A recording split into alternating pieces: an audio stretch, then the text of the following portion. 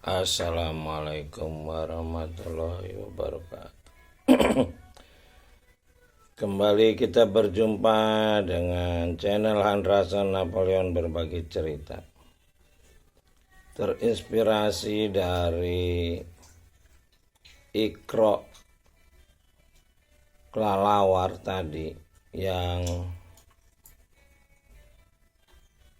ternyata dia kalau menyentuh tanah maka dia tidak punya kapasitas lagi untuk memancarkan sinyal frekuensi.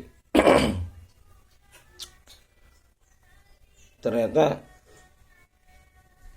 inspirasi yang ada di situ berhubungan dengan surat Kahfi memang. Jadi surat Kahfi adalah surat goa. Dan semua nabi punya goa, termasuk pahlawan-pahlawan nasional. Pangeran Diponegoro ada goa Selarong. Begitu juga Brawijaya 5 yang dibilang turun dari sebagai raja dia ke Gunung Lawu, itu mah ke goa di Gunung Lawu. Jadi ternyata ini berkaitan juga dengan proses ruh dan tanah. Jadi ketika ruh itu ditiupkan di kandungan, ternyata memang belum ada unsur tanah yang langsung kita makan. Jadi kita masih berupa darah yang memecah lalu menjadi gumpalan sel lalu membentuk organ. Nah, di situ masih dominan sekali pengaruh ruh di alam kandungan. Sehingga ketika lahir ternyata sifat dari bayi ini menimbulkan kasih sayang orang. Semua orang punya kasih sayang terhadap seorang bayi yang waktu itu ubun-ubunnya pun lunak, lembut. Jadi belum ada unsur tanah. Di sini unsur tanah ini unsur bahan tanah, ada besi, ada dan lain-lain gitu. Jadi nah, ketika dia lahir perlahan-lahan dia mulai makan makanan dari luar, istilahnya tidak dari sumber kandungan tali pusar lagi.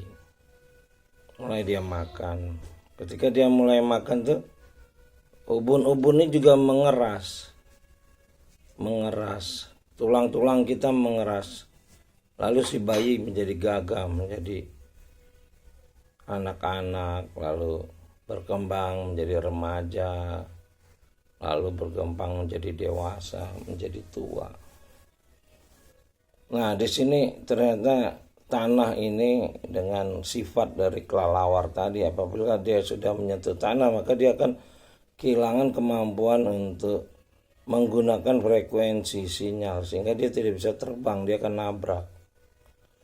Nah, di sini terbalik jadi manusia ini terbalik. Jadi dari ditiupkannya ruh, dia punya frekuensi tinggi dengan pencipta.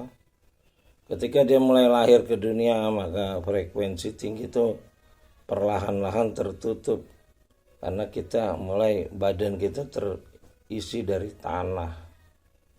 Dibilang penciptaan manusia itu dari tanah hitam. Ternyata maksud di sini tanah ini dalam proses bertahap kita mengumpulkan tanah yang kita makan hari-hari sehingga jadilah kita dewasa.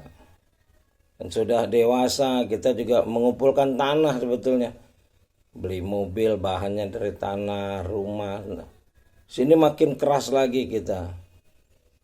Penghalang frekuensi kita ke pencipta sehingga ruh tadi terputus hubungannya dengan pencipta langit dan bumi.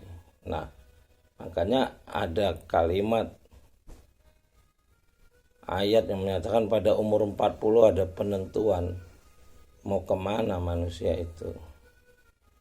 di 40 inilah dia harusnya sudah mulai Iqra, seperti Nabi Muhammad menerima Iqra. Artinya dia haruslah membaca, belajar tentang alam berikutnya. Dia udah harus berani meninggalkan alam dunia yang memutus hubungannya dengan frekuensi pencipta langit dan bumi ini, karena dia akan kembali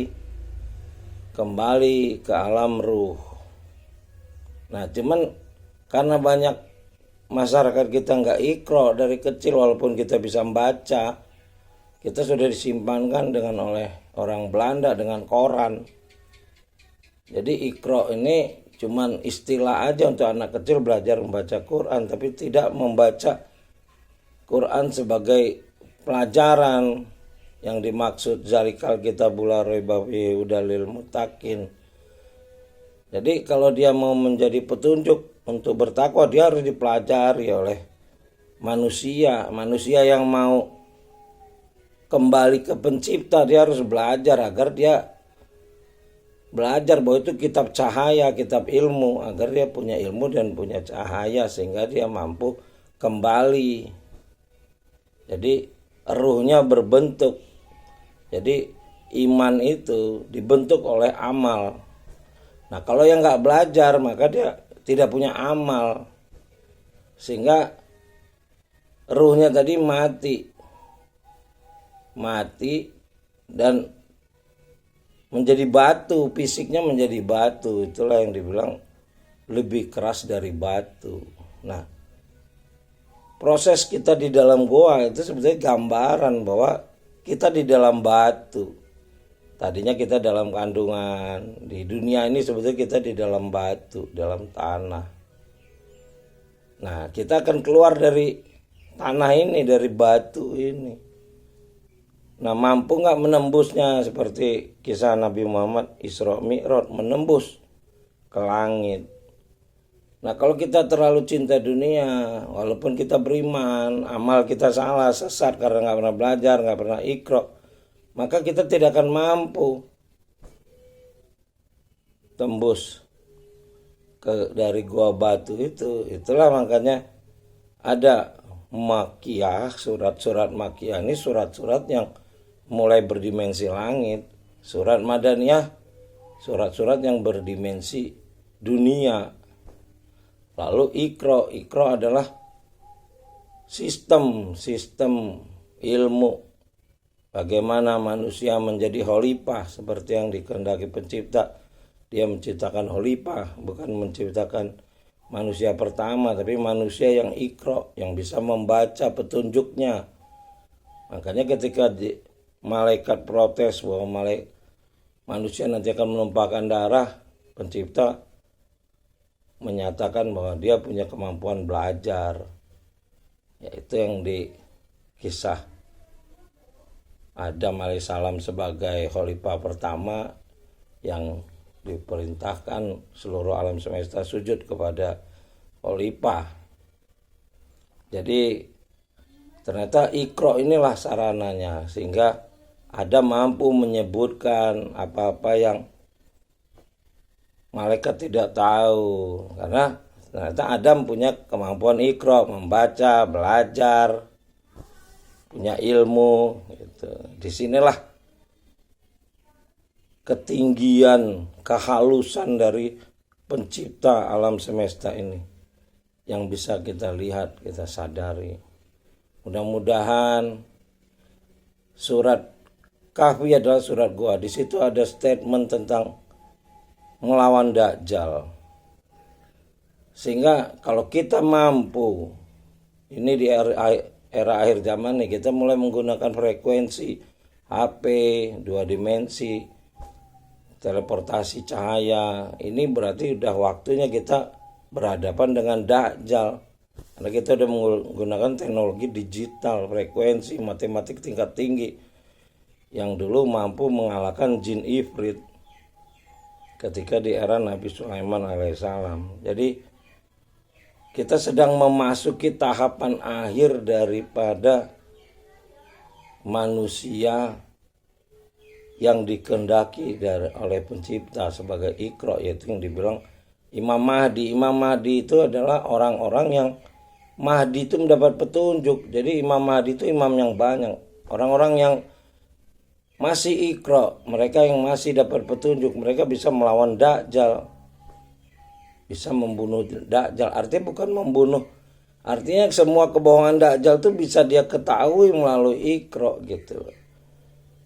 Demikian mudah-mudahan hikmah yang kita dapat dari kelelawar, dari iktikaf di dalam gua, dan dari surat Kahfi, dari penciptaan manusia dari tanah dan ditiupkannya ruh, ini akan semakin membuka kita bahwa kita wajib Iqra, mempelajari Quran terjemahan dari pangkal sampai akhir terus menerus sampai seumur hidup, sehingga kita akan berubah dimensi menjadi dimensi cahaya yang tingkat kita kan sangat berbeda-beda tergantung ilmunya di bersama pencipta langit dan bumi nanti di statement Robinas, Malikinas, Ilahinas. Demikian, terima kasih atas perhatiannya.